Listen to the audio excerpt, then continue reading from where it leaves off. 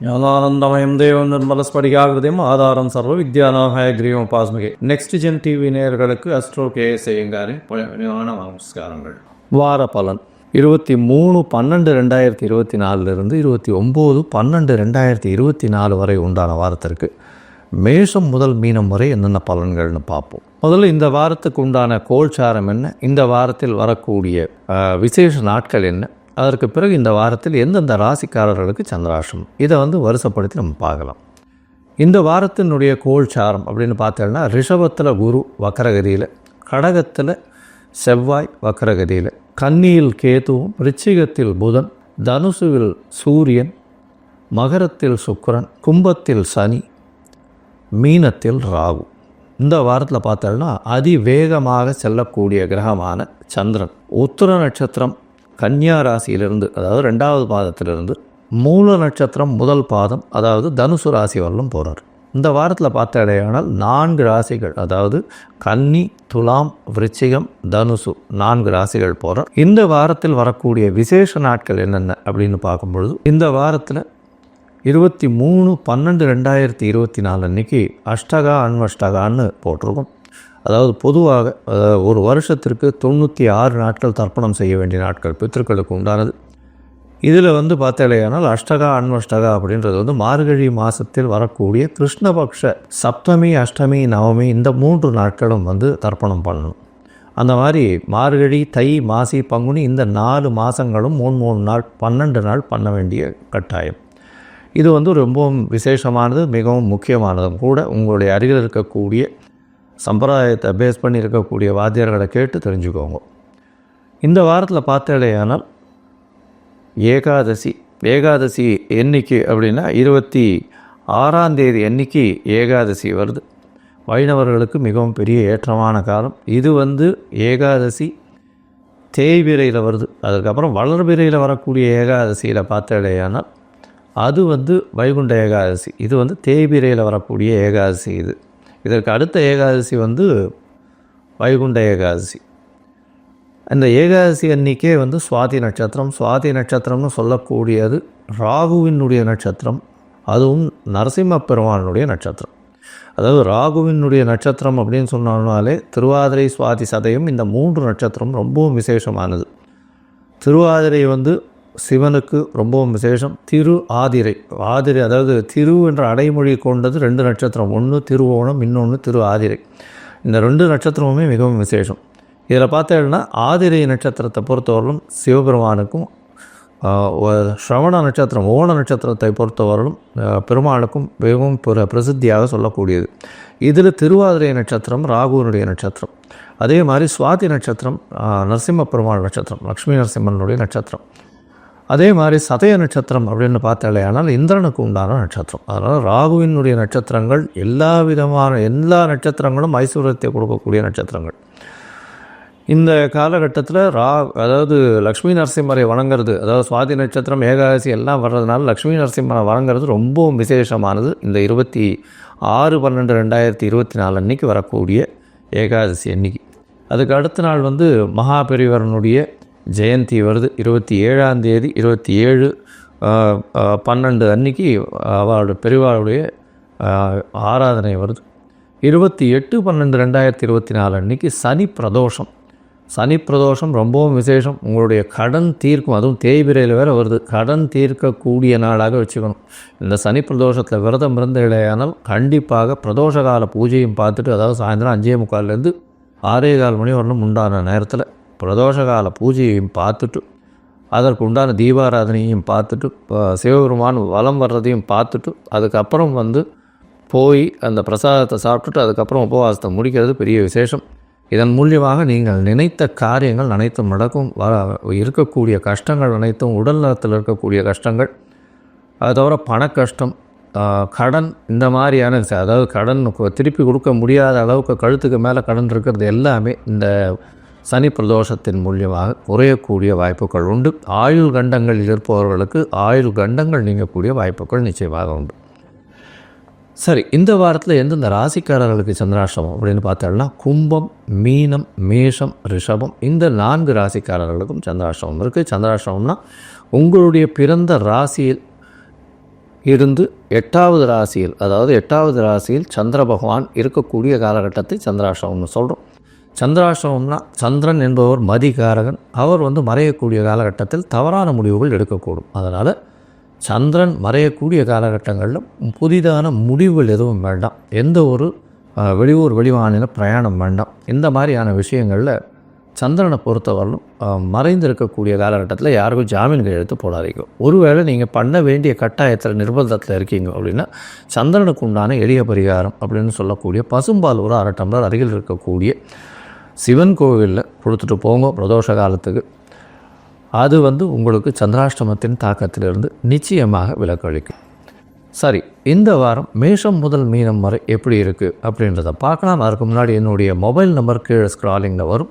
உங்களுக்கு astrological consult தேவைப்பட்டதே ஆனால் நீங்கள் எனக்கு ஃபோன் பண்ணுங்க, உங்களுக்கு அப்பாயின்மெண்ட்டு தரேன். உங்களுடைய date, time, place of birth, உங்களுடைய பெயர், உங்களுடைய தாய் தகப்பனார் பெயர் அனுப்பி வைங்க. சந்தி இருக்கான்றதை பார்த்து முதல்ல உங்களுடைய ஜாதகத்தை போடுறேன்.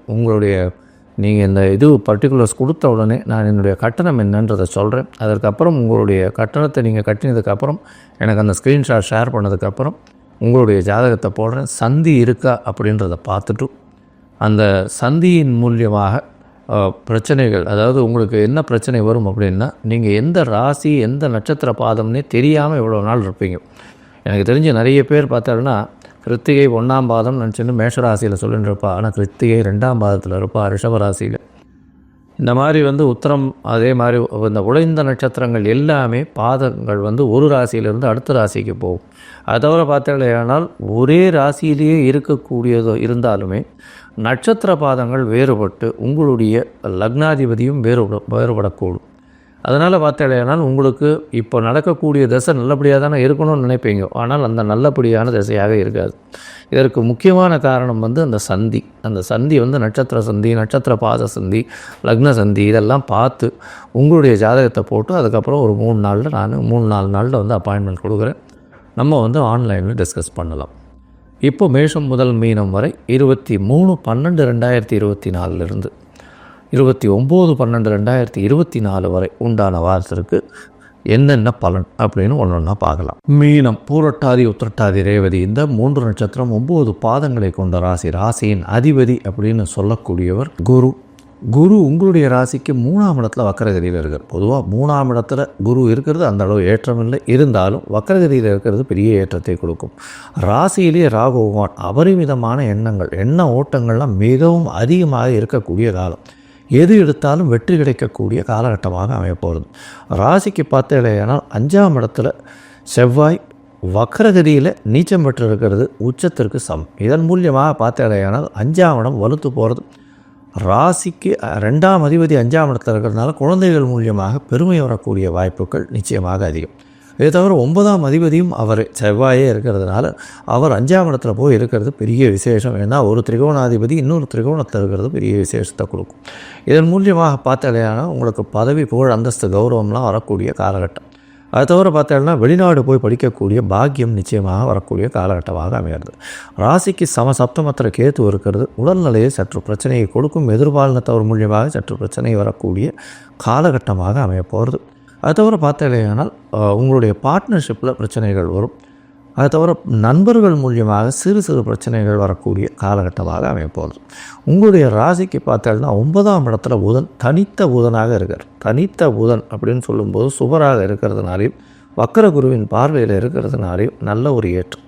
இந்த காலகட்டத்தில் பார்த்தேன்னா உங்களுடைய 4-7 அதிபதி 9ஆம் இடத்துல இருக்கிறதுனால படிக்கக்கூடிய மாணவர்கள் வெளிநாடு போய் படிக்கக்கூடிய பாக்கியத்தை பெறுவார்கள். உங்களுடைய ராசிக்கு பார்த்தேனால் 10ஆம் இடத்துல சூரியன் இருக்கிறது பெரிய விசேஷம். 6ஆம் அதிபதியே 10ஆம் இடத்துல இருக்கிறதுனால கண்டிப்பாக அதாவது வேலை செய்யும் இடத்துல, அதுவும் அரசாங்கத்துறை, அரசாங்கத்தின் மூலியமாக இருக்கக்கூடியவர்கள் வேலை செய்யும் இடத்துல ஒரு ப்ரமோஷன் ஒரு பெரிய ஏற்றம் கிடைக்கும். தொழிலில் அபரிமிதமான ஏற்றமும் மாற்றமும் கிடைக்கக்கூடிய காலகட்டமாக அமையப்போகுது. உங்களுடைய ராசிக்கு 11ஆம் இடத்துல சுக்கிரன் இருக்கிறது.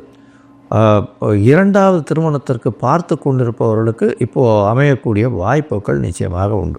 இந்த வாரம் பார்த்தோம்னா அதிவேகமாக செல்லக்கூடிய கிரகமான சந்திரன் உங்களுடைய ராசிக்கு 5ஆம் அதிபதி 7ஆம் இடத்துலேருந்து இந்த வாரத்தை ஆரம்பிக்கிறார். 23/12/2024 23 9/12/2024 வரலும் உண்டான காலகட்டத்தில் இந்த வாரத்தை ஆரம்பிக்கிறேன். இந்த காலகட்டத்தில் பார்த்தோம்னா 25ஆம் தேதி அதிகாலை 2:30 மணி வரலும் சப்தமத்தில் கேத்துவோட சம்பந்தத்தில் இருக்கார்.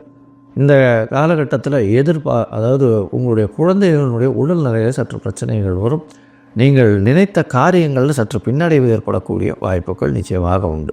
உங்களுடைய ராசிக்கு 8ஆம் இடத்துல சந்திரன் போகிறார். 25ஆம் தேதி அதிகாலையிலிருந்து 27ஆம் தேதி மதியம் ஒரு 12:30 மணி வரலும் இருக்கக்கூடிய காலகட்டம் சந்திராஷ்டம காலம்னு சொல்கிறோம். இந்த காலகட்டத்தில் புதிய முயற்சி வேண்டாம், வெளியூர் வெளிமாநில பிரயாணம் வேண்டாம்னு சொல்கிறோம். யாருக்கும் ஜாமீன் கையெழுத்து போடாதீங்க, தேவையில்லாத காசிப்ஸ் தேவையில்லை, பொறுமையாக இருங்கோ. இந்த 2.25 நாள் கழிக்கிறது ரொம்பவும் நல்லது. இந்த காலகட்டத்தில் சந்திரனுக்கு உண்டான எளிய பரிகாரம் அப்படின்னு சொல்லக்கூடியது, அருகில் இருக்கக்கூடிய சிவன் கோவிலில் பசும்பால் ஒரு டம்ளர் கொடுத்துட்டு போகிறதன் மூலியமாக சந்திராஷ்டமத்தின் தாக்கம் குறையும். இந்த சந்திராஷ்டமத்தின் தாக்கம் எதுக்கு சொல்கிறோம்னா, ஒருவேளை நீங்கள் வெளியூர் வெளிமாநிலம் போக வேண்டி இருந்தது, இல்லை ஒரு டேஷன் எடுத்து பண்ண வேண்டி இருந்ததுன்னா இந்த காலகட்டத்தில் நீங்கள் பண்ணலாம். உங்களுடைய ராசிக்கு 9ஆம் இடத்துல சந்திர பகவான் போகிறார். சந்திரன் 9ஆம் இடத்துல போகும்பொழுது பார்த்தாலேயானால் குருவினுடைய பார்வை இருக்குது. அதை தவிர பரிவர்த்தனை யோகம் வேறு இருக்குது. தந்தையின் உடல்நிலையில் நல்ல ஒரு ஏற்றம், வெளிநாடு போய் வரக்கூடிய வாய்ப்பு, படிக்கக்கூடிய மாணவர்களுக்கு நல்ல ஏற்றம் கிடைக்கக்கூடிய காலகட்டமாக அமைய போகிறது. இது 29/12/2024 ராத்திரி ஒரு 11:30 மணி வரலும் சந்திரன் 9ஆம் இடத்துல இருக்கார். புதனோடு சேர்ந்து இருக்கிறது பெரிய விசேஷம். படிக்கக்கூடிய மாணவர்களுக்கெல்லாம் நல்ல ஒரு வெற்றி கிடைக்கக்கூடிய காலகட்டம். உங்களுடைய ராசிக்கு 10ஆம் இடத்துல சந்திரன் போகிறார். சூரியனோடு சேர்ந்து இருக்கக்கூடிய காலகட்டம். தொழிலில் அபரிவிதமான ஏற்றம் கிடைக்கக்கூடிய காலகட்டமாக இருக்குது. மொத்தத்தில் பார்த்தோம்னா இந்த வாரம் நல்ல ஒரு ஏற்றமான வாரமாக இருக்கும். இந்த வாரத்தில் பார்த்தோம்னா 12ஆம் இடத்துல சனி பகவான் இருக்கிறதுனால தேவையற்ற செலவுகள் கொஞ்சம் அதிகமாக இருக்கக்கூடிய காலகட்டமாக இருக்கும். இந்த வாரம் இந்த ஜுவல்லரி ஷாப் இது பண்ணுறவங்க, அதை தவிர பேங்கிங் செக்டாரில் இருக்கிறவங்க, வாத்தியார்களாக இருக்கிறவங்க, சொல்லி கொடுக்குறவங்க, இவங்களுக்கெல்லாம் நல்ல ஒரு ஏற்றம் கிடைக்கக்கூடிய காலகட்டமாக அமையிறது. நீங்கள் அருகில் இருக்கக்கூடிய தட்சிணாமூர்த்தியை போய் ஒரு 4 தரம் பிரதர்ஷனம் பண்ணிவிட்டு அதுக்கப்புறம் ஒரு மஞ்சள் கலர் வஸ்திரம் தானம் கொடுத்துட்டு வர்றதன் மூலியமாக உங்களுக்கு ஒரு பெரிய ஏற்றமும் மாற்றமும் நிச்சயமாக இருக்கும்.